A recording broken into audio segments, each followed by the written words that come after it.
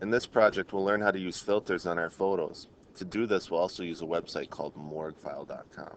So to start this assignment, make sure that you have Photoshop open, go to the internet and go to morguefile.com. Morguefile is a place where people upload photos that you can use in your projects for free, so we're not breaking any copyright by using any images from here. So search here for the type of photo you're looking for. I'm going to do a photo of a lion, so I'm going to type in lion. When the search results come up, there's a tab called Morguefile. These are the images we want to use. These images are free. iStock, Dreamtime, Deposit Photos, and Fotilia, those are stock images websites where you have to pay to use their images. So don't even go in there. Scroll down and find the picture of the lion or whatever you want to use. Try and find a photo where the subject fills the frame or takes up most of the picture. So I'm going to scroll down here. I'm looking for a lion that has some good detail, that takes up most of the frame. And as I go, I'm going to probably use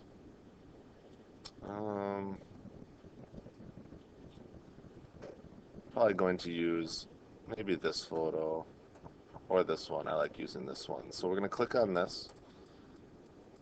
A preview will show up. Click download right here. If you're using Chrome, it'll show up right there for you. I'm going to close this window. And what I'm going to do is right click on this downloaded file and click show in folder. You can actually open this in Photoshop by just clicking and dragging it and dropping it into Photoshop. So now that I have this photo in Photoshop, the first thing we need to do is we need to crop it. So you're going to go down to the crop tool, which is the fifth tool on the toolbar. And we need to crop this photo 4 inches by 4 inches. So up here where it says width, you're going to type in 4 inches. For height, you're going to type in 4 inches or 4IN. Now when you crop this box, whatever's inside your crop box is going to be 4 inches by 4 inches exactly. No matter how small or how big you make it, it's going to make it 4 inches by 4 inches. So I'm going to just kind of crop just the lion's head here, and then I'm going to press enter when I'm happy with it. Now, probably what you want to do here next is you probably need to save this so that you have an original copy of this. So I'm going to go File, Save As, and I'm going to save it in my photo folder, and I'm going to call it Original Lion. It's okay to call it a JPEG file, or to name it as a JPEG. So we're going to click Save, and then click OK. So I have a copy of this before I screw up.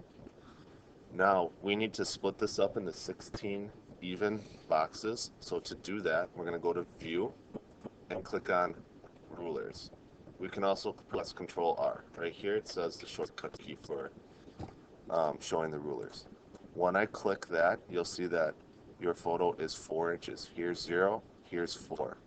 Here's 0, here's 4. You can click on the Move tool and click inside the ruler and drag down, and that'll create a guide. We want to create a guide at each inch, so I'm going to drag this down to 1 inch. You'll see it shows up with a light blue line. This is a guide. It won't print. It's just a way to help you measure while you're working in Photoshop. So I'm going to drag one down to 2 inches. There's 2 on my ruler. I'm also going to drag it all the way down to 3 inches. Then I'm going to drag guides out horizontally from this ruler over here. So I'm going to go up to 1 inch, 2 inches, and 3 inches. Oops. Now remember, guides don't print. They're just a way to help you.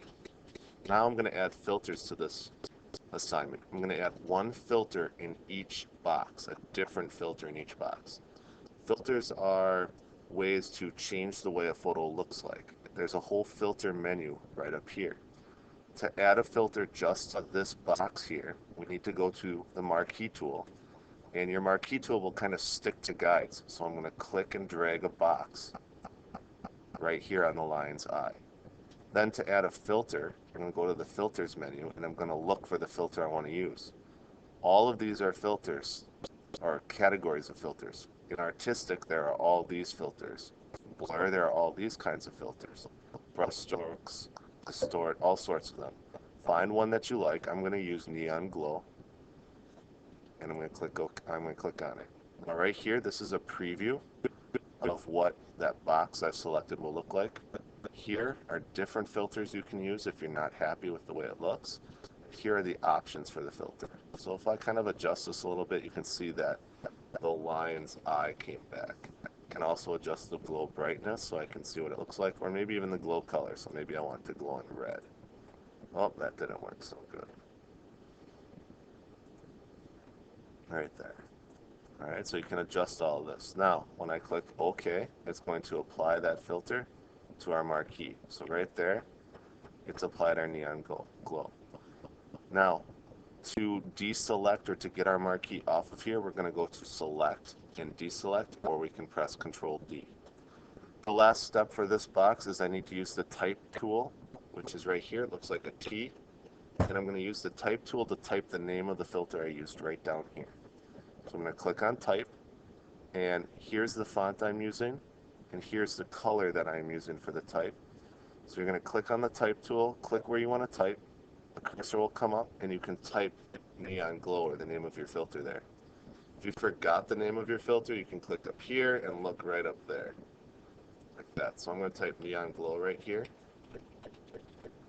In Photoshop, you can change the size of your font by highlighting and changing it up here, but I think it's easier to use the Move tool and to actually free transform it. So I'm going to go to Edit, go to Free Transform, and then I can change this right here, make it a little smaller,